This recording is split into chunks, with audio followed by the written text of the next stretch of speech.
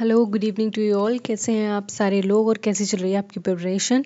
तो आज की इस वीडियो में हम डिस्कस करने वाले हैं हमारे next Indian political thinker, very important, Swami Vivekananda. Okay, तो स्वामी विवेकानंद को समझेंगे। इनसे भी रफली क्वेश्चंस कभी कभी यूजीसी नेट में पूछ लिए जाते हैं और ये एक मेजर थिंकर बनकर आते हैं सामने। ठीक है, तो इनको जानेंगे, पढ़ेंगे अच्छे से। एंड आई होप आपने पिछली वीडियो देख ली होगी जिसमें मैंने लास्ट थिंकर जो थे, मैंने शायद रामाबाई के बारे में पढ़ाया था, देन उसके बाद तिलक के बारे में पढ़ाया था। तो उनकी आइडियोलॉजीज़ भी आपको बहुत अच्छे से समझ में आई होगी। अगर आपने वो वीडियोस नहीं देखी देन मेक श्योर पहले आप वो वीडियोस को देख लें, कवर कर लें, क्योंकि आप सारे थिंकर्स को अगर सीक्वेंस वाइज पढ़ेंगे तो आपके अंदर एक बेटर अंडरस्टैंडिंग डेवलप होगी। ठीक है, क्योंकि सारे लोगों के टाइम पीरियड्स अलग हैं, उनकी कॉन्ट्रीब्यूशंस अलग हैं, सराउंडिंग्स को देख के उन्होंने जो वर्क दिए हैं वो अलग हैं। तो आपको अगर अच्छे से समझना है देन मेक श्योर कि आप सीक्वेंस से पहले कौटिल्य को पढ़ें हैं, उससे पहले धम्मशास्त्र को पढ़ें, और ऐसे ही करके आप पूरी जर्नी को उसी डायरेक्शन में पढ़ें। ठीक है, सारे थिंकर्स को एक क्रोनोलॉजिकल बेस्ड में पढ़ें। ठीक है, तो यहाँ पे हम डिस्कस करने वाले हैं आज के इस वीडियो में स्वामी विवेकानंद को, जिनकी टीचिंग्स बहुत ज़्यादा इंस्पायरिंग है, हमें भी इंस्पायर करती हैं। और इन्होंने किस तरीके से यूथ को बहुत ज़्यादा इंस्पायर किया, इंडियन नेशनल मूवमेंट के साथ साथ ही कई सारे एरियाज़ में उनको इंस्पायर करने की कोशिश की और इंडिया को एक नई डायरेक्शन देने की कोशिश की। ठीक है, तो सबसे पहले इनका इंट्रोडक्शन देखेंगे। इनका पूरा नाम था नरेंद्र नाथ दत्त। ठीक है, ये इनका बचपन का नाम कोई पूछ लिया जाता है। अगर इनकी बॉर्न की बात करें, इनका जन्म कब हुआ था, तो 12 जनवरी 1863 को कोलकाता में इनका जन्म हुआ था। और इनकी जो मृत्यु थी वो 4 जुलाई 1902 बेलूर मठ में हुई थी। ठीक है, ये भी कोलकाता में ही है। इनके फिलोसफिकल लिनेजेस की बात करें, डिसिपल ऑफ रामकृष्ण परमहंस। अगर आपने रामकृष्ण परमहंस के बारे में थोड़ा बहुत भी जाना है, एक बहुत इंपॉर्टेंट आप बोल सकते हो रिफॉर्मर्स थे, और वो स्पिरिचुअलिज्म को बहुत ज़्यादा फोकस करते थे, मानते थे। तो उनके ये बहुत ज़्यादा कौन से थे, शिष्य थे। ठीक है, तो उनके बारे में यहाँ पे हमने क्या किया है, थोड़ा सा डिस्कस किया है। इनके अगर मेजर वर्क की बात करें, कौन कौन से इनके मेजर वर्क रहे हैं जिनसे हमने इनके टीचिंग्स के बारे में पता किया है, तो वो है राजयोग, कर्मयोग, ज्ञान योग और माय मास्टर। ठीक है, ये इनके इंपॉर्टेंट वर्क्स हैं, इनके बारे में भी आगे डिस्कस करेंगे। की influence on Vedanta philosophy in Indian spirituality. इनका जो की इन्फ्लुएंस रहा है, सबसे ज़्यादा इन्होंने जिस चीज़ पे फोकस किया है वो रहा है वेदांता फिलोसफी के ऊपर। इनका बहुत ज़्यादा फोकस रहा है। वेदांता फिलोसफी क्या है, वो सारी चीज़ें भी हम बच्चे से डिस्कस करेंगे। और इंडिया में स्पिरिचुअलिटी को बहुत ज़्यादा फैलाने की कोशिश की है और उसको लोगों के बीच समझाने की कोशिश की है कि किस तरीके से आप स्पिरिचुअलिज्म में बहुत ज़्यादा अंदर डीप कॉन्शियसनेस को जगा सकते हो, अपने ट्रू सेल्फ को जान सकते हो। वो सारे कॉन्ट्रीब्यूशन उन्होंने दिए हैं। ठीक है, और इनका एम क्या था, to rejuvenate Indian society through spiritual nationalism. इनका मानना था ये दोबारा से इंडियन सोसाइटी को क्या करेंगे, रिफॉर्म करेंगे, बेहतर बनाएंगे। किस तरीके से, जब लोग स्पिरिचुअल नेशनलिज्म पर बहुत ज़्यादा क्या करेंगे, फोकस करेंगे। ठीक है, तो सबसे पहले इनका हिस्टोरिकल एंड इंटेलेक्चुअल बैकग्राउंड की अगर हम बात करें, तो लेट 19th सेंचुरी में इंडिया अंडर ब्रिटिश रूल, जब ब्रिटिश रूल था इंडिया में, ऑफकोर्स इनके टाइम पीरियड में भी ये सारे लोग क्या थे, ब्रिटिश रूल के अंडर ही रह रहे थे। तो इनके जो आइडियाज़ थे वो उस तरीके से शेप होंगे जो कि ब्रिटिशर्स के अगेंस्ट होंगे, जो नेशनल इंडिपेंडेंस पे बात करेंगे, सेल्फ रिलायंस पे बात करेंगे। तो वो सारी चीज़ें यहाँ पे मेजर फैक्टर हमें देखने को मिलती हैं। And the rise of social religious reform movement like ब्रह्म समाज और आर्य समाज। और इनके ही टाइम पीरियड में क्या होता, समाज में कई तरीके से रिफॉर्म हो रहे थे, चाहे वो सामाजिक रिफॉर्म हो, चाहे वो धार्मिक रिफॉर्म हो। ठीक है, आप समझ रहे हो ना, सामाजिक सुधार हो रहे थे, जैसे सती का बैन होना, और जो बाल विवाह था उसका भी अंत हो गया था, देवदासी प्रथाओं का अंत हो रहा था, धीरे धीरे हो रहा था। लेकिन हाँ, समाज से इन सारी कुरीतियों को बंद करने के लिए भी एक बहुत बड़ा एक मूवमेंट भी उठ रहा था कि हमारे धर्म से छेड़छाड़ कर रहे हैं। कुछ वर्ग ऐसे थे भी जो बहुत ज़्यादा कैसे थे, रूढ़िवादी थे, जिनको कंजर्वेटिव कहते हैं। तो उन्हीं सारे इस टाइम पीरियड की अगर हम बात करें, तो उसी टाइम पीरियड से कौन जन्मे हैं, विवेकानंद हैं। उन्होंने अपनी नज़रों के सामने ये सारी चीज़ों को एक्सपीरियंस किया है, देखा है, समझा है। तो उन्होंने इन सब चीज़ों से सीख कर क्या दिया, इन्होंने इन सारी चीज़ों से क्या इंस्पिरेशन ली, वो सारी चीज़ें हमें देखनी है। ठीक है, and growing national awakening and self consciousness among Indians. और ये देखते हैं कि किस तरीके से जो भारतीय हैं और भारत में रहने वाले जो लोग हैं वो जागरूक हो रहे हैं। ठीक है, जब आप धर्म के खिलाफ बोलना शुरू हो जाते हो तो उसका मतलब है आपके अंदर की जो कॉन्शियसनेस है वो जागृत हो गई है। आप धर्म के खिलाफ देखो, हर धर्म एकदम से खिलाफ नहीं होता, लेकिन हाँ, धर्म को मानने वाले लोगों ने उसमें बहुत ज़्यादा कुरीतियाँ ऐड कर दी हैं, जिससे हमें उसके अगेंस्ट जाना ही पड़ता है। ठीक है, जो चीज़ गलत है तो वो गलत है। आप खुद बताओ, सती प्रथा सही थी, नहीं थी, लेकिन हमारे धार्मिक लोग उसको मानते थे। तो किसी न किसी को तो आगे आना था उसके लिए, उसको बंद करने के लिए। तो जिस तरीके से धीरे धीरे बहुत सारे नेशनलिस्ट ग्रुप थे, नेशनल लीडर्स थे, वो इन सारी चीज़ों के अगेंस्ट उतर कर आ रहे थे, ठीक है।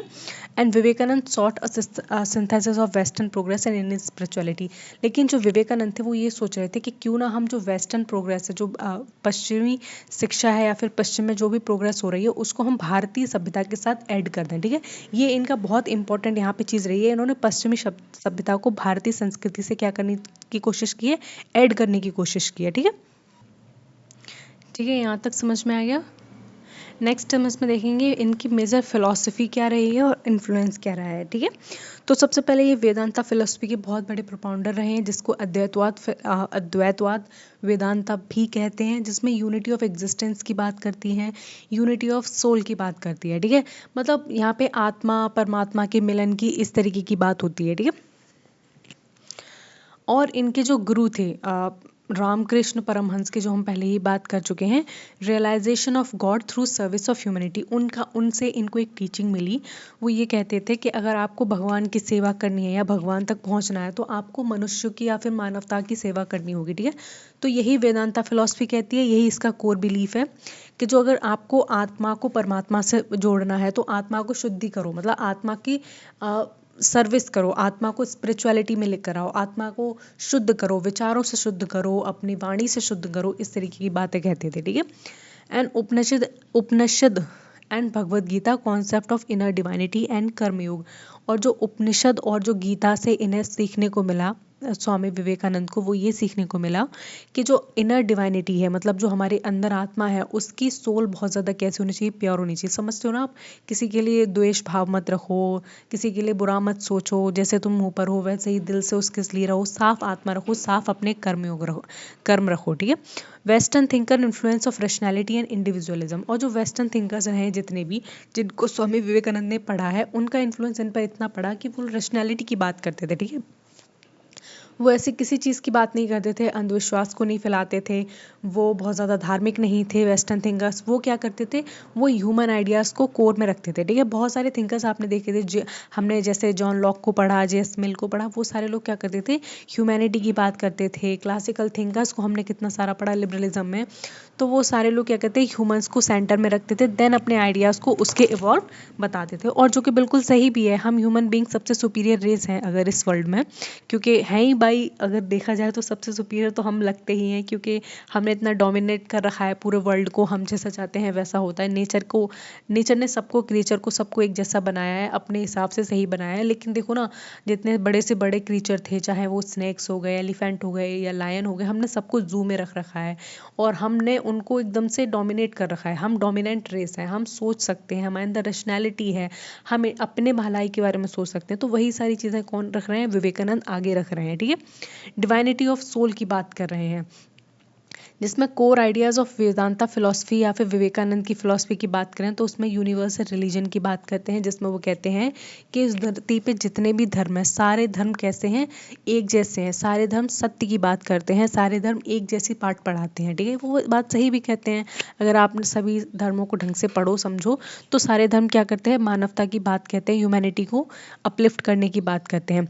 डिवाइनिटी ऑफ मैन की बात करते हैं, each soul is potentially divine, मतलब इनका मानना है कि हर इंसान और हर इंसान के अंदर जो आत्मा है वो एक खास आत्मा है, ठीक है, उसकी पोटेंशियल अलग है और उसकी पोटेंशियल बहुत ज़्यादा डिवाइन है, ठीक है। मतलब मैं हूँ, ठीक है, मैं अपनी शक्ति से या फिर मैं अपने कर्मों की शक्ति से या फिर मैं स्पिरिचुअलिटी की तरफ से कॉन्शियसनेस के थ्रू मैं वो अचीव कर सकती हूँ जो कि आप सब भी अचीव कर सकते हो, ठीक है। अगर मैंने ये करना शुरू कर दिया, मैंने अपने सोल को प्योर करना शुरू कर दिया, अपने थॉट को प्योर करना शुरू कर दिया, अपनी लाइफ स्टाइल चेंज कर ली, तो ये सब आप भी कर सकते हो, ये सब कोई भी कर सकता है। ऐसा कौन मानता है, विवेकानंद मानते हैं, क्योंकि डिवाइनिटी ऑफ सोल की बात करते हैं, डिवाइनिटी ऑफ मैन की बात करते हैं, एवरी मैन इज डिफरेंट, ठीक है। सर्विस टू ह्यूमैनिटी की बात करते हैं, जिसमें कहते हैं service to man is a service to God. अगर आपको भगवान की सेवा करनी है तो आप मनुष्यों की सेवा करो, ठीक है। ये बात सच भी है। तो वो जैसे बहुत सारे लोग होते हैं एथियस्ट खास करके, जो क्लेम करते हैं कि आप जितना भगवान को मानते हो, भगवान के लिए पूजा पाठ करते हो, उनके लिए दूध चढ़ाते हो, नारियल चढ़ाते हो, ये बहुत सारे बच्चे होते हैं, जानवर होते हैं जो भूखे मंदिर के बाहर खड़े होते हैं, बेचारे कटोरा लेके भीख मांग रहे होते हैं। अगर आप इनको दे दोगे तो वो भी तो आपके पुण्य में ऐड हो रहा है, वो भी डायरेक्टली कहाँ जा रहा है, आपके उनके जो कर्म है उनमें ऐड हो रहा है। तो लोग इस चीज़ को बहुत ज़्यादा गलत मानते हैं। मेरे ख्याल से ऐसा नहीं होना चाहिए। तो वही बात कौन कह रहे हैं, विवेकानंद कह रहे हैं कि अगर आप मनुष्यों की सेवा कर रहे हो, ठीक है, तो वो सेवा बहुत बड़ी है कि आप एक भगवान की सेवा कर रहे हो, ठीक है, क्योंकि आप किसी का पेट भर रहे हो, इससे बड़ी बात क्या हो सकती है। Practical Vedanta application of spiritual values to the everyday life. और ये प्रैक्टिकल वेदांता की बात कहते हैं, जिनमें ये कहते हैं कि जो स्पिरिचुअल वैल्यूज हैं हमारी, वो हमारे रोज की दिनचर्या में ऐड होनी चाहिए, ठीक है। ऐसा नहीं है कि हमने दिमाग बनाया कि नहीं हम ट्यूसडे को या फिर हम फ्राइडे को ऐसे अच्छे बने रहेंगे और बाकी सारे दिन हम अपनी मौज मस्ती काटेंगे, ऐसा कुछ नहीं है, ठीक है। अगर आप एवरीडे लाइफ में क्या करो, बहुत ज़्यादा स्पिरिचुअलिज्म को अपनी लाइफ में इंडल्ज करो और उसके अकॉर्डिंग चलो, तो ये आपके लिए बहुत अच्छी चीज़ होगी, ठीक है। स्पिरिचुअल नेशनलिज्म की ही बात करते हैं, जिसमें कहते हैं कि पूरे देश को जागृत करना होगा, जिसमें बताना होगा किस तरीके से मोरल और स्पिरिचुअल अपलिफ्टमेंट हो लोगों का, ठीक है। तो इन्होंने नेशनलिज्म के साथ स्पिरिचुअलिज्म को जोड़ दिया, यही इनका सबसे मेजर कॉन्सेप्ट रहा है, ठीक है, जो हम इनके बारे में पढ़ रहे हैं, ठीक है। Vivekananda concept of nationalism. अब जो स्वामी विवेकानंद है उनके कॉन्सेप्ट को समझ लेंगे कि वो नेशनलिज्म के बारे में क्या कहते हैं और क्या समझते हैं। Nationalism rooted in spiritual and cultural unity not materialism. उनका मानना है कि जो देशभक्त की भावना है वो क्या है, वो मटीरियलिज्म में रूटेड नहीं है, ठीक है। वो मटीरियलिज्म की बात नहीं करते, वो बात किसकी करते हैं, वो करते हैं कल्चरल यूनिटी की बात करते हैं और स्पिरिचुअल यूनिटी की बात करते हैं, ठीक है। हम सब एक जैसे हैं, हम सब मानव हैं। मतलब आप देख रहे हो ना, इंडियन सोसाइटी में कितनी ज़्यादा उस टाइम अंग्रेजों ने एक विविधता फैला रखी थी कि तुम हिंदू, हम मुस्लिम, हम सबसे अलग हैं। और वो हिंदूज को बहुत ज़्यादा फेवर करते थे मुस्लिम्स, क्योंकि वो सॉरी जो कॉलोनियल पावर थी, क्योंकि हिंदू उस टाइम मेजोरिटी में थे, ठीक है। और उनकी जितनी एग्जीक्यूटिव थी, लेजिस्लेचर थी, उसमें हिंदूज को उन्होंने अच्छी खासी सीट दे रखी थी। जो पार्टीशन हुआ उसका एक बहुत बड़ा रीज़न ये भी था, क्योंकि बहुत टाइम से जो मुसलमान थे उनको बहुत ज़्यादा कैसे किया जा रहा था, नेग्लेक्ट किया जा रहा था कि ये तो किसी काम के नहीं है और इनकी हम हेल्प क्यों लेंगे, ठीक है। तो एक वर्ग को खुश करने के लिए जो अंग्रेजों ने दूसरे वर्ग के खिलाफ क्या कर दिया, एक भावना, नफरत की भावना जागृत कर दी, ठीक है। तो इसका बहुत बड़ा मेजर कॉज ये भी देखने को मिलता है। उस टाइम जब देखो जो सराउंडिंग्स थी, जो लोग देख रहे थे, महसूस कर रहे थे, देन लोगों ने ये सोच लिया कि ये भारत में से चले जाएंगे एक बार को अंग्रेज, फिर हमारे साथ बहुत एक्सप्लॉयटेशन होगा, क्योंकि कांग्रेस पे एक पहले से ही धब्बा लग चुका था कि हिंदुओं की सरकार है या फिर जो बहुत ज़्यादा एलीट क्लास हैं उनको ही फोकस करती है। जबकि उस टाइम भारत में क्या था, बहुत ज़्यादा गरीबी फैली हुई थी, निचले वर्ग के लोग थे, उनके ऊपर बहुत ज़्यादा फोकस नहीं था, उनका रिप्रेजेंटेशन नहीं हो पा रहा था, ठीक है। और जो विवेकानंद है वो ये कहते हैं कि ट्रू नेशनलिज्म वही है जिसमें क्या हो, awakening of the inner spirit of the India. जब भारत के सारे लोगों को अंदर खुद के प्रति नहीं, मानवता के प्रति जब इनर स्पिरिट जाग जाएगी, ठीक है। मैं अपने बारे में सोच रही हूँ, मैं अपने पड़ोसियों के बारे में सोच रही हूँ, मेरे सामने अच्छी अच्छी चीज़ें आ रही हैं, मैं अच्छे कर्म कर रही हूँ, तभी क्या हो, तभी एक ट्रू नेशनलिज्म होगा, ट्रू अवेकनिंग होगी। और ये सारी बातें देखो हमारे उपनिषद में, भगवद गीता में लिखी हुई हैं। तो बस वो उन चीज़ों को बहुत ज़्यादा क्या कर रहे हैं, समर्थन कर रहे हैं, सपोर्ट करने की कोशिश कर रहे हैं। And inspire self confidence among Indians under colonial rule. और वो क्या करते हैं, बहुत ज़्यादा इंस्पायर करने की कोशिश करते हैं कि सेल्फ कॉन्फिडेंस होना चाहिए सारे भारतीयों में, जो कि हम कॉलोनियल पावर के रूल में रह रहे हैं, ठीक है। आपके अंदर सेल्फ कॉन्फिडेंस होना चाहिए कि हम ये कर सकते हैं, हम ब्रिटिशर्स के अगेंस्ट भी जा सकते हैं, उनकी पॉलिसीज़ हो गए, लॉज हो गए, अगर वो सही नहीं है तो हम आवाज़ उठा सकते हैं, ठीक है। एक कॉन्फिडेंस होना चाहिए आपके अंदर। And he also advocate for the education, character building and the social service as a tool for national regeneration. और उन्होंने साथ ही साथ ये एडवोकेट किया कि हमारे समाज में ज़्यादा से ज़्यादा लोग एजुकेट होने चाहिए, एजुकेशन सारे लोगों के लिए होनी चाहिए और कैरेक्टर बिल्डिंग होनी चाहिए। सर्वधर्म मतलब जो होता है ना कि आपका कैरेक्टर बहुत अच्छा है, मोरल वैल्यूज़ हैं आपके अंदर और आप दूसरों के बारे में समझते हो, ह्यूमैनिटी को बहुत ज़्यादा बढ़ावा देते हो, इस तरीके की कैरेक्टर बिल्डिंग की बात कर रहे हैं। सोशल सर्विस की बात कर रहे हैं, जिसमें आप अपनी जो सामाजिक जो है सर्विस है, ठीक है, आप वो दें लोगों को, ठीक है, जो गरीब हैं उनकी मदद करें। और इसी से क्या होगा, नेशनल इंटीग्रिटी आएगी, नेशनल रीजनरेशन होगा, ठीक है। एक नेशनल यूनिटी देखने को मिलेगी इंडियंस के अमंग। तो ये बहुत अच्छी बात है, इन्होंने बहुत अच्छे कॉन्सेप्ट देने की कोशिश की है, इंडिया को एक यूनाइट नेशन बनाने की इन्होंने बहुत ज़्यादा इसी तरीके से पहल की, एक तरीके से बोल सकते हैं, ठीक है। इनके सोशल एंड पॉलिटिकल थॉट को भी यहाँ हम डिस्कस करेंगे। He denounce the caste discrimination and untouchability. तो इन्होंने कोशिश की है कि समाज में जितना भी कास्ट डिस्क्रिमिनेशन है, ठीक है, जाति को लेकर जितना भी भेदभाव है वो ख़त्म होना चाहिए। साथ के साथ जो अनटचेबिलिटी है, अनटचेबिलिटी का मतलब होता है छुआछूत। जो अपर कास्ट के लोग थे वो लोअर कास्ट को छूने से डरते करते थे, क्योंकि वो कंसिडर करते थे कि जो लोअर कास्ट के लोग होते हैं वो बहुत ज़्यादा पॉल्यूटेड होते हैं, ठीक है, उनके अंदर डिसीजेज होती हैं और वो छोटा काम करते हैं, इसलिए वो छोटे लोग हैं, नीच लोग हैं, ठीक है, जबकि साफ सफाई का काम तो यही करते थे।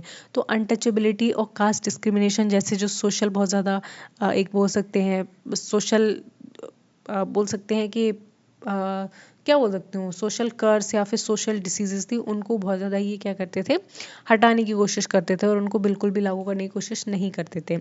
And he promote the women upliftment equality, और ये कोशिश करते थे कि विमेंस की अपलिफ्टमेंट हो थ्रू एजुकेशन हो, ठीक है, जितना मेंस को राइट्स दिए गए हैं उतने ही विमेंस को दिए जाएं, उनकी जो दशा बिगड़ी है भारत में वो उसको उठाया जाए, ठीक है, और इक्वालिटी की बात करते थे कि जितना मैन को इक्वालिटी दी गई उतना विमेंस को भी इक्वालिटी दिया जाए करे।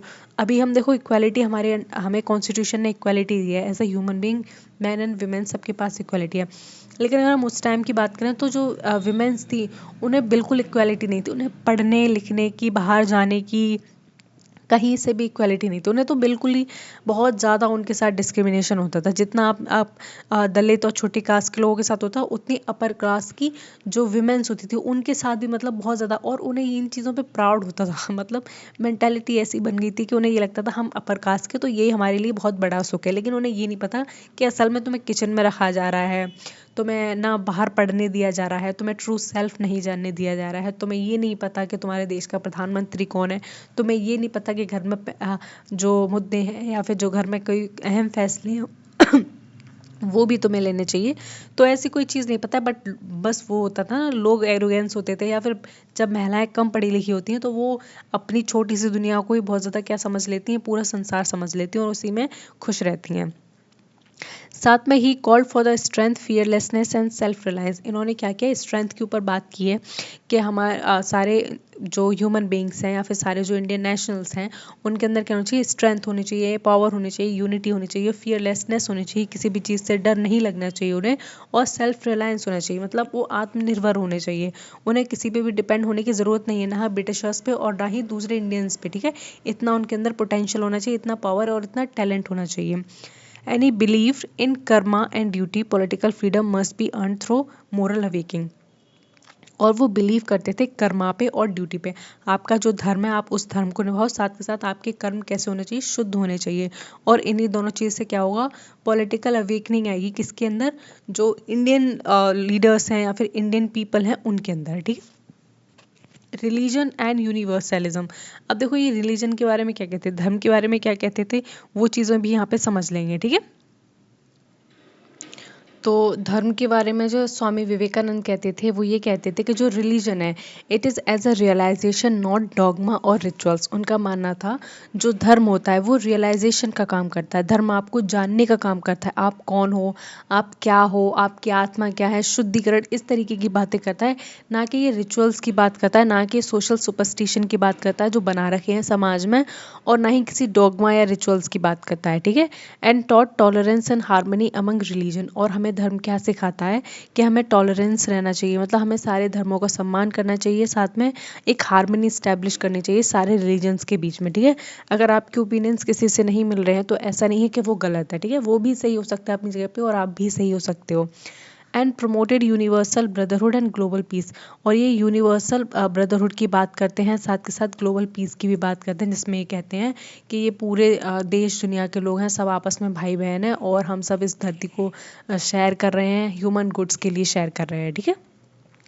Chicago address 1893, sister and brother of America, symbol of universalism and tolerance. तो शिकागो में एक रिलीजियस मीटिंग हुई थी बहुत बड़ी जो 1893 में हुई थी, उसमें स्वामी विवेकानंद गए हुए थे, यूएसए में हुई थी। तो उसमें उन्होंने लोगों को वहाँ पे इस भाइयों और बहनों कह के संबोधित किया, जिससे वहाँ पे इनकी बहुत ज़्यादा चर्चा हुई, और कहते हैं कि वहाँ पे 5 मिनट तक इनको स्टैंडिंग ओवेशन दिया और लोग बहुत तालियां वगैरह बजा रहे थे कि इस तरीके से वहाँ पे लेडीज़ एंड जेंटलमैन बोलते थे, लेकिन उन्होंने भाइयों बहनों, मतलब एक होता है ना कनेक्शन, रियल कनेक्शन इस्टेब्लिश करने की कोशिश की कि हम यूनिवर्सल ब्रदरहुड को क्या कर रहे हैं, प्रमोट कर रहे हैं और यूनिवर्सलिज्म और टॉलरेंस का एक सिंबल दे रहे हैं, ठीक है। तो ये भी चीज़ इनके उसमें कंट्रीब्यूशन में याद रखना, ठीक है, इंपॉर्टेंट है।